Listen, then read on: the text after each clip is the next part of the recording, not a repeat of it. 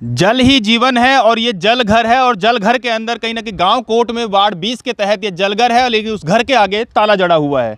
अब इस ताले की चाबी किसके पास है ये देखने वाली बात है, लेकिन सबसे बड़ी बात मेयर कुलभूषण गोयल के द्वारा अभी 2 दिन पहले एक प्रेस कॉन्फ्रेंस की गई थी। उसके बाद कहीं ना कहीं जो विपक्षी पार्षद है वो भी कहीं ना कहीं पोल खोलते हुए नजर आ रहे हैं।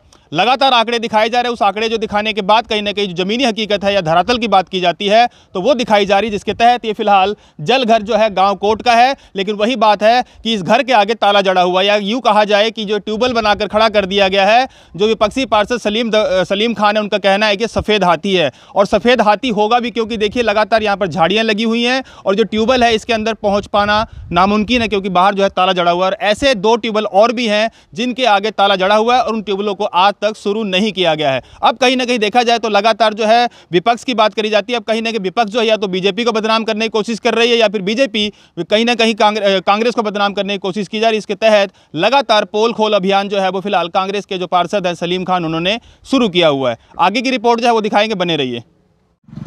देखिए, उसी कड़ी में जिस कड़ी में हम पहले चल रहे थे, अभी आपने एसटीपी देखा, नंदीशाला देखी, उसी कड़ी के मुताबिक मैं जो इनके आंकड़े थे उसी कड़ी में बात करने के लिए आपको मैं ये यहाँ पे लेके आया हूँ। हमारा एक नगर निगम पंचकुला का 2018 में अमृत योजना के तहत एक 28 करोड़ के करीब तकरीबन पब्लिक हेल्थ का काम अलॉट हुआ था।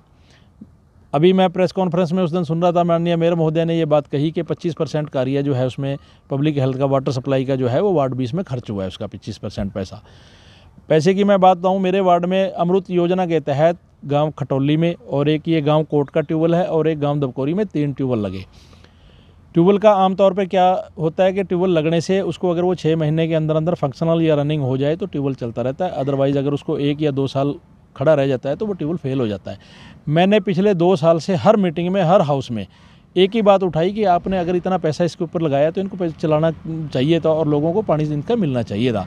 लेकिन ताज्जुब की बात ये देखिए, इसका उद्घाटन 1 फरवरी 2022 को किया, 2 या 3 दिन मुश्किल से ये चला होगा, उसके बाद ही आज तक बंद हुआ। मैंने कंसर्न हमारे जो जेई हैं, एसडीओ हैं, एक्शन हैं, सबको हमने बार बार ये बात कह ली और ये तीनों ट्यूबवेल आज सफ़ेद हाथी बन के खड़े हैं। मैं उनको ये बताना चाहूँगा कि जिस चीज़ को आप पैसे हमारे गिन रहे हैं कि इतना पैसा इस पर खर्च हुआ है, क्या उसका पब्लिक को या लोगों को उसका लाभ मिल पा रहा है या नहीं, इसी की सच्चाई दिखाने के लिए कंसर्न अधिकारी ये कहते हैं कि हमने इसको वाटर पब्लिक हेल्थ को ट्रांसफ़र करना है। लेकिन वो भी हमारी 1 साल पहले जो हाउस की मीटिंग हुई थी उसमें डिसाइड हुआ था कि अगर आपके पास ये नहीं चलते, नगर निगम इसको नहीं संभाल सकता या वाटर सप्लाई नगर निगम नहीं कर सकता, तो कम से कम इसको हैंड ओवर कर दीजिए पब्लिक हेल्थ को। लेकिन वो भी बीच में ही ऐसे ही रहेगा, ना पब्लिक हेल्थ को हैंड ओवर किया, ना खुद चलाए, और ये जनता के पैसे की बर्बादी, पब्लिक के पैसे की बर्बादी जो है वो आज यहाँ पे आपके सामने है। इसलिए आपको ये इनकी असलियत और सच्चाई दिखाने के लिए हम आपको इस ट्यूबवेल के ऊपर लेके आए। ऐसे 2 ट्यूबवेल हमारे इसी वार्ड में अमृत योजना के तहत और भी लगे हैं, वो भी ऐसे ही सफ़ेद हाथी बन के खड़े हैं।